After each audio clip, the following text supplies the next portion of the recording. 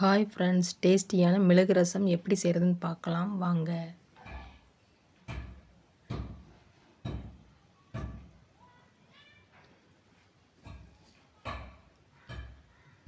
ஒரு பாத்திரத்தில் தேவையான அளவு தண்ணி எடுத்துகிட்டு ஒரு பெரிய பெரிய எலுமிச்சை சைஸ் புளியை ஊற வச்சுக்கோங்க. தேவையான பொருட்களை ரெடி பண்ணி வச்சுக்கோங்க. சின்ன மிக்ஸி ஜார் எடுத்து 1 ஸ்பூன் சீரகம், 1 பச்சை மிளகாய்,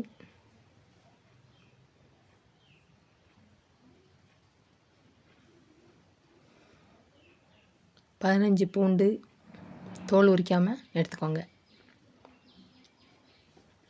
4 காய்ந்த மிளகாய்,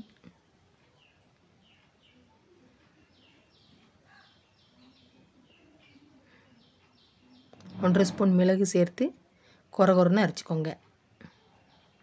தண்ணி ஊற்றாமல் அரைங்க.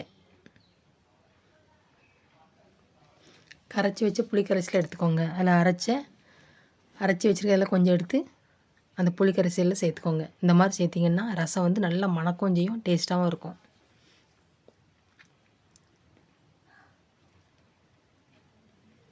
கொஞ்சம் மல்லியில் சேர்த்துக்கோங்க.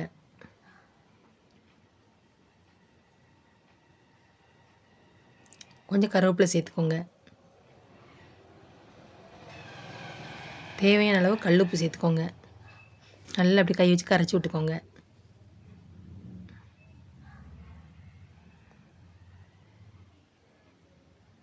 அடுப்பு பற்றிச்சு ஒரு வானல் எடுத்து வானல் சூடானதுக்கப்புறம் தேவையான அளவு எண்ணெய் சேர்த்துக்கோங்க.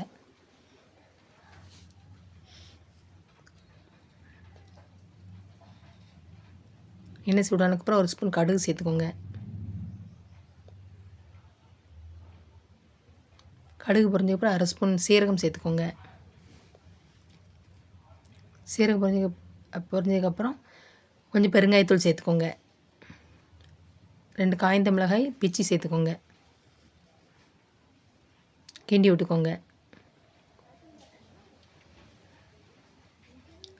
அரைச்சி வச்ச அந்த மிளகையெல்லாம் சேர்த்து அரைச்சி வச்சோம்ல அதையும் சேர்த்துக்கோங்க. நல்லா கிண்டி விட்டுக்கோங்க. இதை கிண்டி விடும்போது அடுப்பை கொஞ்சம் சிம்மில் வச்சுக்கோங்க. வெட்டி வச்ச 2 தக்காளி சேர்த்துக்கோங்க. நல்லா கிண்டி விட்டுக்கோங்க.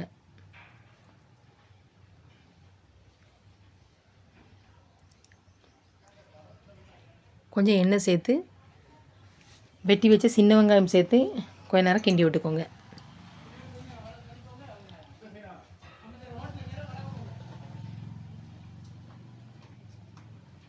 கொஞ்சம் கருவேப்பிலை சேர்த்துக்கோங்க தாளிக்கிறதுக்கு.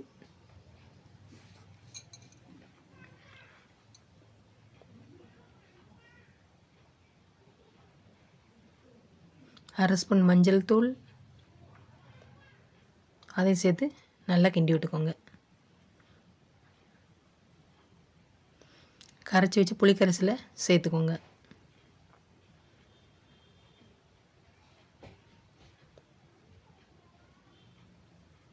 நல்லா கிண்டி விட்டுக்கோங்க.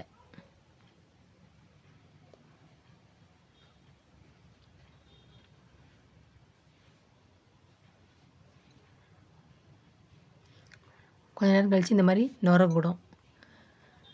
அப்போ அந்த டைமில் நல்லா கிண்டி விட்டுக்கோங்க.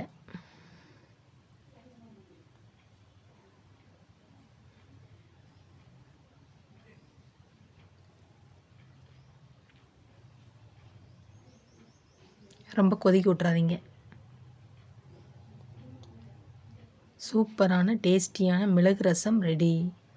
இன்று பிறந்தநாள் திருமணம் காணும் அனைத்து நல்லுள்ளங்களுக்கும் என் மனமார்ந்த வாழ்த்துக்கள். சுட சுட சாதத்தில் ஊற்றி சாப்பிடும்போது அவ்வளோ ஒரு டேஸ்ட்டாக இருக்கும். நீங்களும் இந்த மாதிரி வீட்டில் செஞ்சு பாருங்கள்.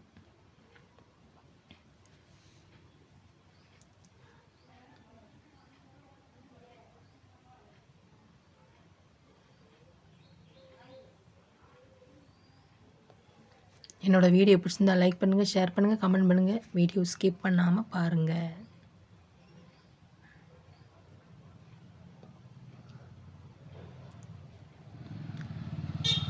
எப்படி இருக்குன்னு டேஸ்ட் பார்ப்போம். இந்த மாதிரி சாப்பாடில் ரசத்தை ஊற்றி உருளைக்கிழங்கு வறுவலை வச்சு சாப்பிட்டோம்னா அவ்வளோ ஒரு டேஸ்ட்டாக இருக்கும்.